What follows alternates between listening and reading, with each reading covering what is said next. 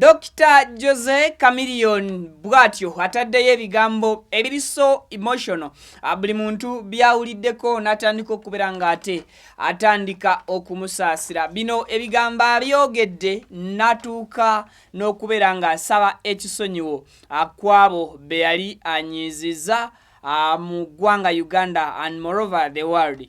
Abiyogedde ayingira theater obanga agenda mu operation ye ajjukira gye buvuddeko nakutegeeza ekirwadde ekimusumbuwa munda mu lubuto era nga si kirala okujjako akalulwe akagenda maaso n'okubeera nga kaabika gye buvuddeko ng'ono baakamala okumu operatinga mu operation ye yasookera ddala recently mu USA.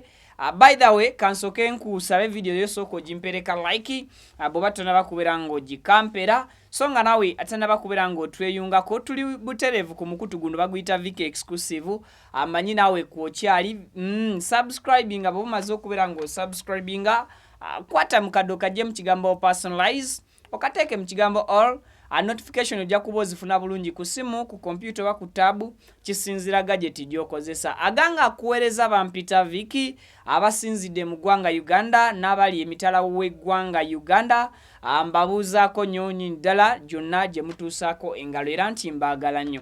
Now Dr. Jose Chameleon, Dr. Milikwezi, gye buvuddeko navaayo nembeera nga mbategeeza ku bulwadde obwali bufuukidde ekizibu nonti obwali butandise but obwali bumufuukidde ekizibu mukadde ako nga bulinnye nnyo.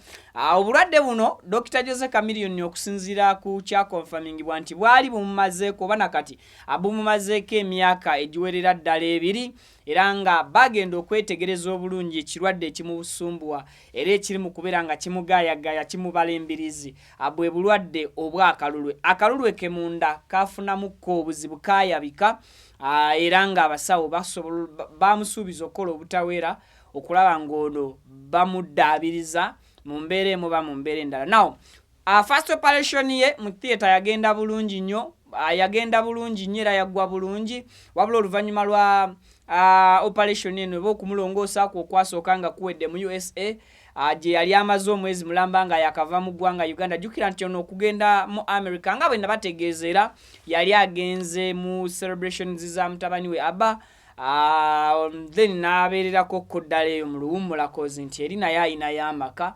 So Dr. Jose Chameleon bw'atyo bamala okumulongoosa wayitawo kennaku ntono I think zaali ennaku nga 4 nga baakamala okumulongoosa ate n'ava mu USA n'ajja mu Toronto that is Canada n'akuba abantu endongo mu festival yali etegekeddwa okuyimbako abayimbi Abafrika. So nga Dr. Jose Chameleon yali omu kwabo abajja okuyimba mu festival eyo. Ono nno yaperformingira mu katebe teyasobola kubeera ng'ayimuka era performance ye yali so emotional okusinziira kwabo bonna bagenda maaso n'okubeera nga beerolera oba nga beerabirako n'agaabwe. And of course najja wano nembeera nga mbategeeza festival bwe yatambula. So Dr. Chameleon olunaku olwaleero ayogedde ebigambo ebikwatira ddala buli muntu gwe yali asobezza ku mutima. Ayogedde ebigambo ebireetera gwe eyakyawa Dr. Jose Chameleon okubeera nga bikukwatako n'owejjako obukyayi bwe wali wamuteekako okusinziira ku ekyo kye yakola ekyakuleetera okumuteekako obukyayi mu mbeera emu ba mu mbeera endala. Bino abyogedde nga ayingira theater already ng'ali ku katanda oba ali ku kitanda ky'abalwadde ateekateekeddwa bulungi okubeera ng'ayingizibwa basobole okubeera nga bamukolako operation ey'okubiri oba okulongoosebwa omulundi ogwokubiri ku nsonga y'obulwadde bwe nabategeezezzaako already obw'omulubuto akalulwe. So wano mu bigambo byagenze maaso n'okubeera ng'ayogedde yeenenyezzaamu eri abo bonna be yasobya basobole okubeera nga bamusonyiwa. At the same time n'abeera nga yeebaza abo bonna abamubeereddeyo from day one but ebigambo engeri gy'abyogeddemu bikwasa ennaku bikwasa ennyiike lwakuba omuntu uploadinze ebigambo bino abitaddemuko music alina copyright ate nga music oyo w'abazungu. So kyalibeera ekizibu okuwulira ebigambo bye bino mu ddoboozi lye, but nsobola okubannyonnyola ebimu ku ebyo byayogedde. Ekisookera ddala dokita agambye nti ebbanga lyakubidde endongo, yeebaza bonna abamubeereddewo from day one. Bw'atyo n'anyumya ne ku incident eyaliwo mu mwaka gwa 2008, that is 2008, lwe yafuna accident.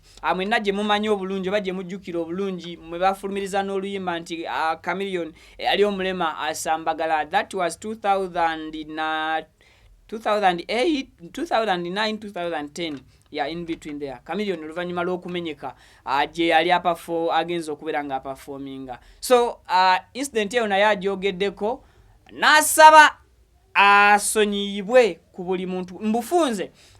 N'akoze vidiyo yataddeko nti bino bye bigambo bya Jose Chameleon ebisembayo, oba mu lufuutifuuti kyagambye nti his last words.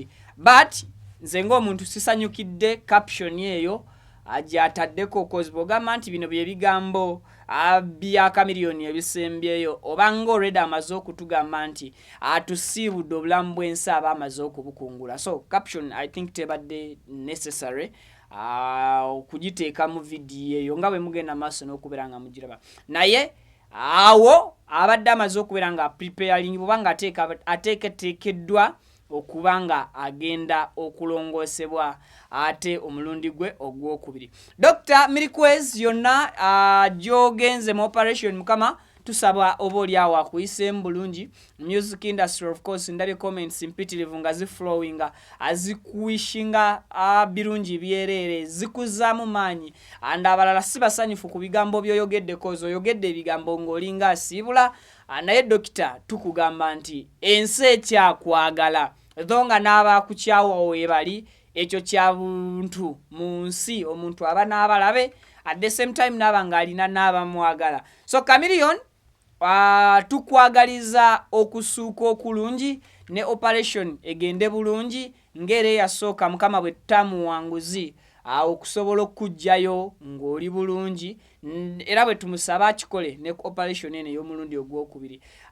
Chameleon yali yategeerako obulwadde bwe, naye obuzibu ba dokita baali bamutegeeza nti kyetaagisa ba professionals ab'amaanyi, ate ba professionals abo ab'amaanyi bali mu nsi ntono ddala, ate nga n'akadde oba period eyo gye bamutegerezaamu obuzibu bw'obulwadde bw'alina twali mu biseera bya COVID nga talina ngeri gy'asobola kubeera ng'obuli awo accessinga amawanga ag'omuli abasawo abakugu abasobola okukola ku bulwadde obwo. So that's why olunaku ng'olwaleero oba mu biseera nga bino dokita bwe yagenze mu America olubuto lwamutabukira nnyo n'asalawo okubanga operation agikolera sides zeeyo. Naye nga tukwagaliza birungi byerere, and of course Mayanja family kyemanyi eri musaale ez'amaanyi abantu abakuli ku lusegere okusobola okulaba nga mu theater gyolaze ate bivaayo